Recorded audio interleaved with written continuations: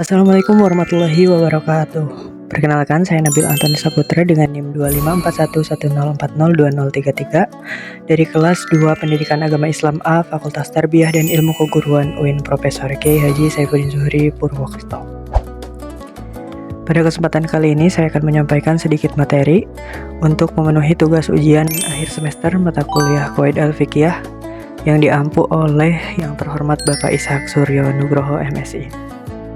Di sini akan menjelaskan mengenai pengertian Qawaid Al-Fiqhiyah, sejarah perkembangan, dan juga 5 kaidah pokok Qawaid Al-Fiqhiyah. Jangan lupa ditonton sampai selesai. Pertama, kita akan membahas mengenai pengertian Qawaid Al-Fiqhiyah. Secara bahasa, Qawaid berarti dasar atau aturan, sedangkan fikih berarti pemahaman tentang hukum-hukum Islam. Jadi, Qawaid fikih ini dapat diartikan sebagai aturan-aturan dasar yang digunakan untuk memahami berbagai hukum dalam Islam. Sementara secara istilah, Qawaid fikih adalah kumpulan-kumpulan kaidah umum yang menjadi pedoman para ulama dalam menetapkan hukum terhadap berbagai permasalahan yang terjadi di masyarakat. Sederhananya, Qawaid fikih itu seperti rumus dalam pelajaran matematika. Jika kita memahami rumusnya, maka kita akan lebih mudah menyelesaikan banyak persoalan. Begitu juga dalam fikih, jika kita memahami kaidahnya, maka kita akan lebih mudah memahami berbagai hukum Islam. Selanjutnya kita akan membahas mengenai sejarah perkembangan Qawaid fikih. Qawaid fikih itu sebenarnya sudah ada sejak zaman Rasulullah Shallallahu Alaihi Wasallam. Namun pada saat itu belum disusun secara khusus dalam membentuk kaidah-kaidah seperti pada zaman sekarang. Pada masa Rasulullah Shallallahu Alaihi Wasallam, setiap persoalan langsung dijawab berdasarkan wahyu dari Allah Subhanahu Wa Taala. Setelah Rasulullah wafat, para sahabat mulai menghadapi berbagai masalah baru yang belum pernah terjadi sebelumnya. Nah, dari situlah mereka melakukan ijtihad dengan berpedoman pada Al-Quran dan hadis. Seiring berkembangnya zaman, para ulama mulai mengumpulkan hukum-hukum yang memiliki kesamaan prinsip. Dari sini lahir berbagai kaidah fikih yang kemudian disusun secara sistematis. Hingga akhirnya para ulama merumuskan 5 kaidah besar yang menjadi dasar dalam banyak pembahasan hukum Islam. Selanjutnya 5 kaidah pokok Qawaid fikih. Yang pertama, al-umuru bimaqasidiha. Al-umuru bimaqasidiha yang artinya segala perbuatan itu tergantung pada niatnya. Maksud dari kaidah ini itu adalah nilai suatu perbuatan tidak hanya dilihat dari apa yang dilakukan, tetapi juga dari tujuan atau niat dibalik perbuatan tersebut. Perbuatan yang sama bisa memiliki nilai yang berbeda karena niat yang berbeda pula. Nah, untuk contohnya, marilah kita simak video berikut ini.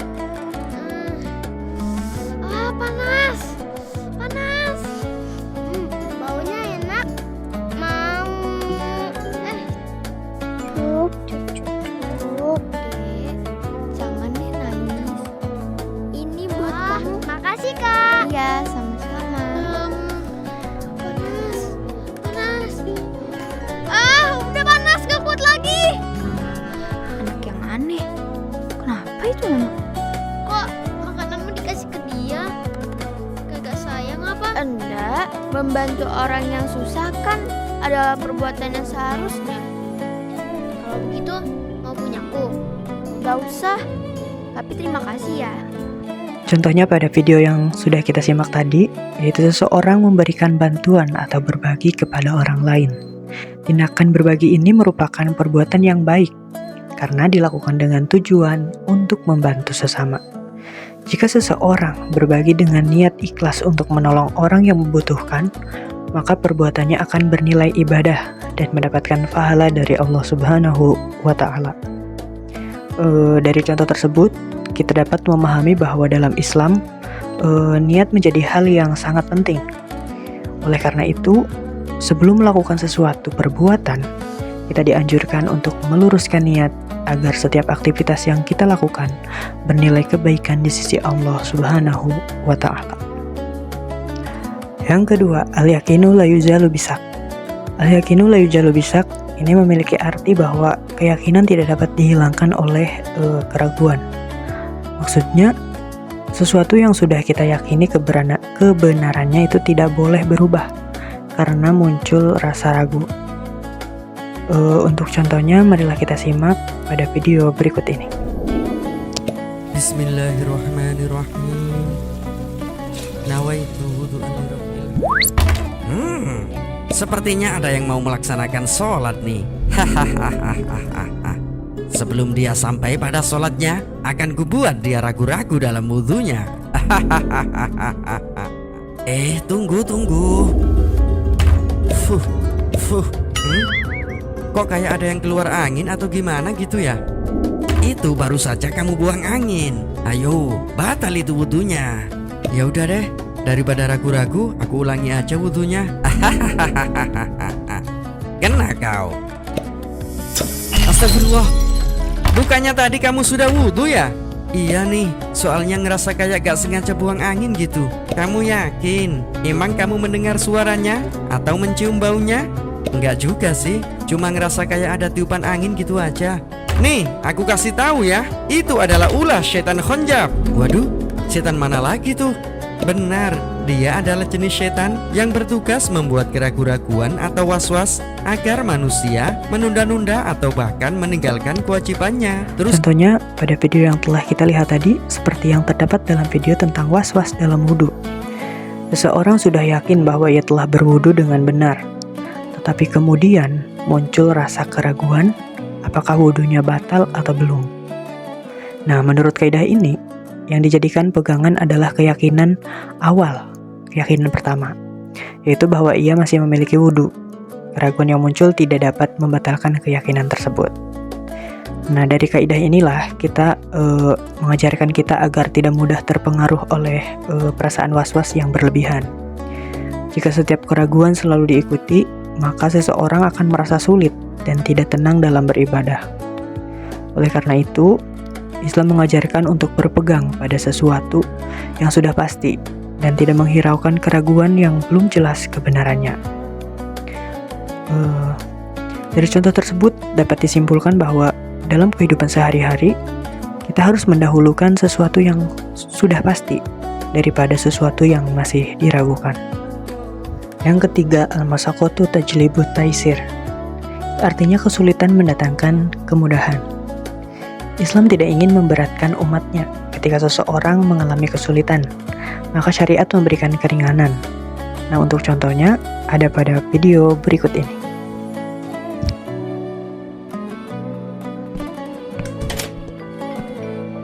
Alhamdulillah, Riko udah bangun. Sudah, Bunda.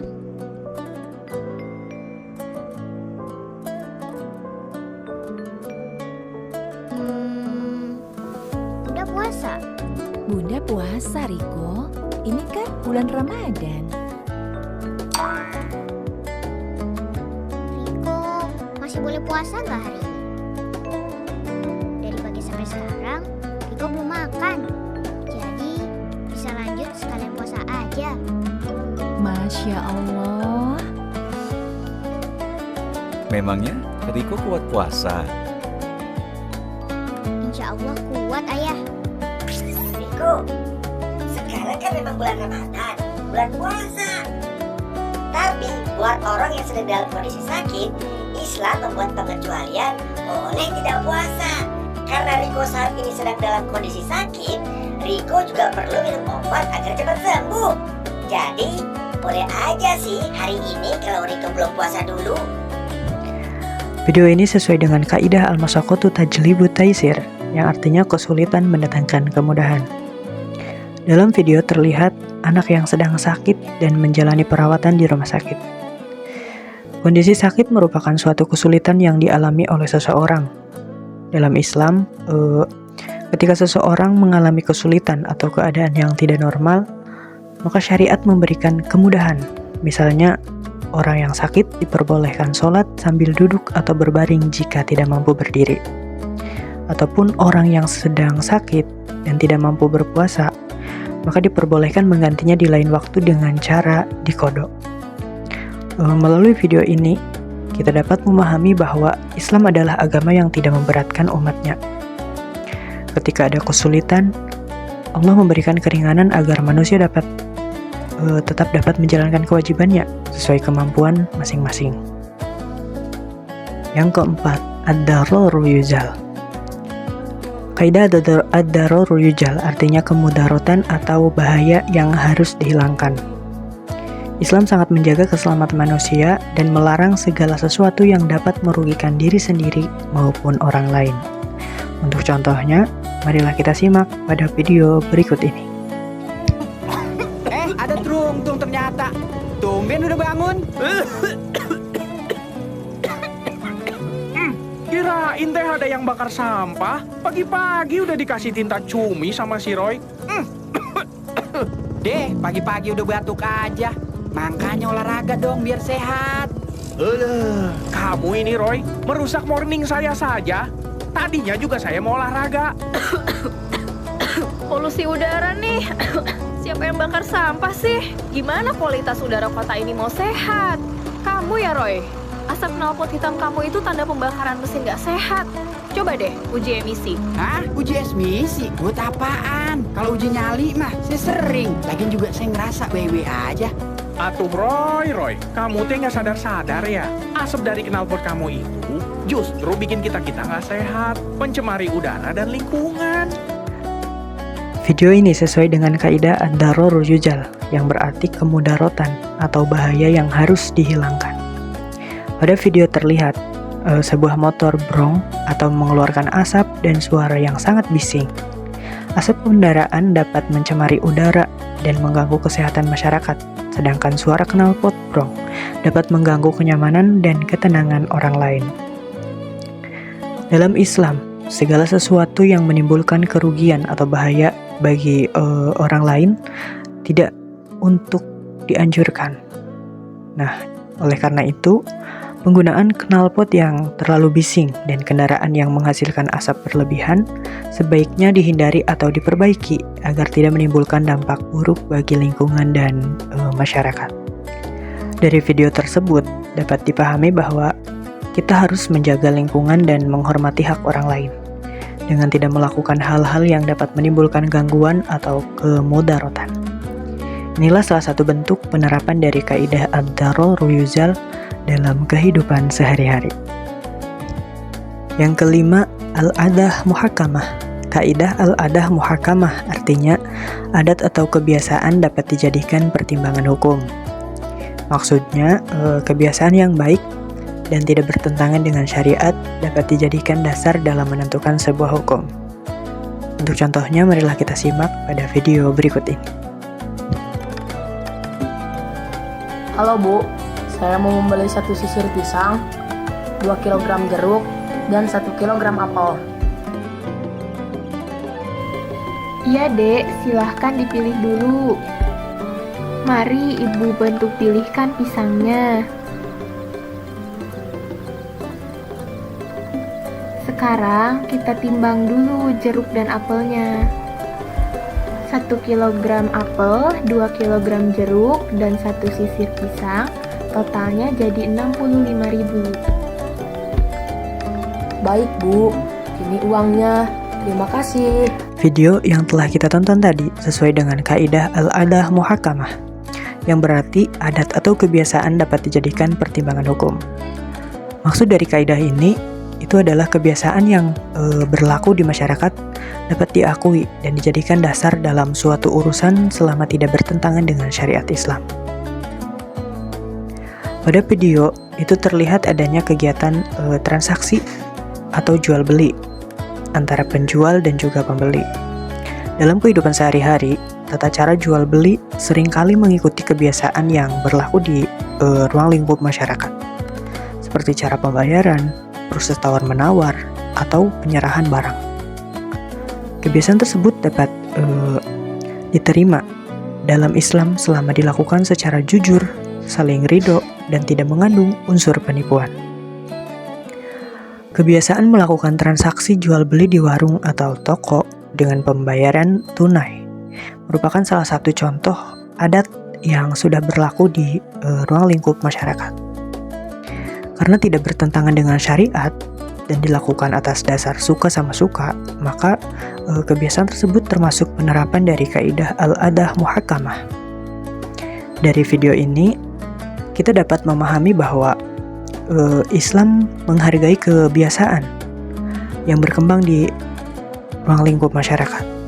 Selama kebiasaan tersebut membawa kebaikan dan tidak bertentangan dengan ajaran ataupun syariat Islam, maka kebiasaan itu dapat dijadikan pedoman dalam kehidupan sehari-hari. Demikianlah pembahasan yang telah dapat saya sampaikan. Kita dapat memahami bahwa qawaid fikih memiliki peran yang sangat penting dalam kehidupan umat Islam. Melalui kaidah-kaidah fikih, kita dapat memahami berbagai permasalahan hukum Islam dengan lebih mudah dan sistematis. Selain itu, kita juga dapat mengetahui bahwa hukum Islam tidak hanya mengatur hubungan manusia dengan Allah, tetapi juga hubungan manusia dengan sesama dan lingkungan sekitarnya. 5 kaidah pokok yang telah dibahas yaitu al-yakinu la yuzalu bisyak, al-masyaqqatu tajlibu taisir, ad-dararu yujal, dan al-adah muhakkamah merupakan suatu pedoman yang dapat diterapkan dalam kehidupan sehari-hari. Kaidah-kaidah tersebut mengajarkan kita pentingnya niat baik, keyakinan dalam beribadah, kemudahan dalam menghadapi kesulitan, menghindari kemudaratan, serta menghargai kebiasaan masyarakat yang tidak bertentangan dengan syariat Islam. Melalui materi ini, saya juga menyadari bahwa mempelajari qawaid fikih tidak hanya bertujuan untuk menambah pengetahuan, tapi juga untuk membantu kita dalam mengambil suatu keputusan yang bijaksana sesuai dengan nilai-nilai Islam. Dengan memahami kaidah-kaidah fikih, kita dapat lebih mudah menghadapi berbagai persoalan yang muncul di tengah perkembangan zaman yang semakin kompleks. Saya berharap materi yang telah saya sampaikan dapat menambah wawasan dan menambah pemahaman kita semua, khususnya saya sendiri, mengenai pentingnya qawaid fikih dalam kehidupan sehari-hari. Semoga ilmu yang kita pelajari dapat memberikan manfaat tidak hanya bagi diri kita sendiri, tetapi juga bagi masyarakat di sekitar kita. Saya menyadari bahwa dalam penyampaian presentasi ini masih terdapat kekurangan baik dari segi materi maupun cara penyampaian. Oleh karena itu, saya memohon maaf apabila terdapat kesalahan atau hal-hal yang kurang berkenan. Kritik dan saran yang membangun tentu akan sangat bermanfaat untuk perbaikan di masa yang akan datang. Akhir kata, marilah kita terus semangat dalam menuntut ilmu, karena ilmu merupakan bekal yang sangat berharga untuk kehidupan di dunia maupun di akhirat. Semoga Allah Subhanahu wa Ta'ala senantiasa memberikan kemudahan kepada kita dalam belajar, memahami, dan mengamalkan ilmu yang telah kita peroleh. Ingatlah bahwa ilmu tidak hanya untuk dipahami, tetapi juga untuk diamalkan. Semoga apa yang telah kita pelajari hari ini menjadi langkah kecil menuju pribadi yang lebih baik dan lebih bermanfaat bagi sesama. Saya Nabil Antoni Saputra. Terima kasih telah menonton sampai selesai. Wassalamualaikum warahmatullahi wabarakatuh.